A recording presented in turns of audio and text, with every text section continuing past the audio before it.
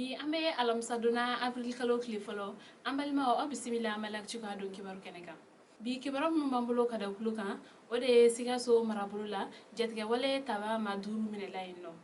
kibaram nusrama ulukonne ayire kafo tarata do marsikalo kle bisaba mali finitigo ulukoni utegada jetge wale maduru konka sigaso marabulu konnala kerenkerene yala dandereso aleni zantigila kawla dona kafo ko madaw konne finitigo kuna fonia kafo ko jetge wale taba konbe ni yoro ko falen nun konna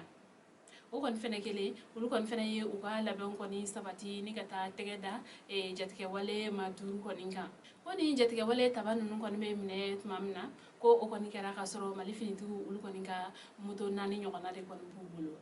ko sega sega lido kon ko fe ko ayire la kafa ko zantikla o koni dugutigi ko o den kon ni manu nun koni bulo be nyogon bulo ko sabla ko ayire la kafa ko o kon ne muto nani nun koni la se uma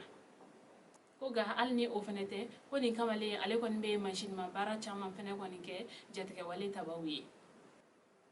kibara wara mambulo kada kuluka ode gawo silabanga kasara do kon kera ni damanse namuye ni ayre la ka foko makile woni bonela anina ko ma chama ulu yere kon fene jukina kibara musrama ulu kon ne ayre ka fo ko gawo ale kon ndugu do be na ko ntahaka ko damanse na ulu kon chama kon me mobili do re kono kata ko mobili koni dafrile ne fleni ni mogon nun koni ni o senfe ma kile koni bonela anina wa ma chama yere koni fene jukina sire do ko fala ko sira koni ncien ko jugu ko o koni na ni mobili koni dafrile kibara wera mambulo kada kuloka ore tenendo marsikalo klem gan kono to jetike wale tabaw ulu koni dola negela kono ni ka bingal ke wale ta ka nyesi negela ye gendarme da hayroma ale ni ye ozo fere ulu yere kon fene ka kan kono lama kibara musrama ulu kon ne ayire kafo ko tenendo nege kanya mugan fla wakati ko bingal ke wale tabado kon ne nana mobila ko wafina ko marfa grimo ne kumbe ni bingal ke lan nun kon bolo ko u kon ye kisechi kon ndamne ni ka yembe do nyogona gendarme so yi o kon injinna ko uklale yena fene ko uklala kata ozo fere ulu fene ka kan kon nala ni ata ni kisechi kelen kan ke no ni ka yere kon fene jin ko ni bingal ke wale ko ni sefe ayira la ka fa ko duguden kelen ko o kon ni torala ko wa fene ko mobili chama ale ni moto chama ko ni jatiga wale tabanu ko ni tarani o yu fe ka fara gendarme ulu daga yoro ale ni ozo fere ulu ko ni ka kanje ninka ame wakati mina iko sisa ama se ka do makele mun ko ni jatiga wale tabanu ni ga amana kibara wera msoro o ko fe ambo da kuluka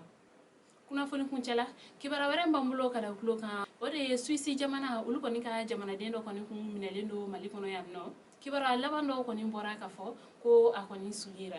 kibara musrama ulu ko ne ayire ka fo ko mali jamana nyamo ulu ko ne sebenke ka yira ka fo ko suisi kado ko me malikono yanno ni akoni kun minelendo jatiga wale tabaw kon fe ko sudo ko ni yira ko ayire la ka fo ko o muso ngon ne shudu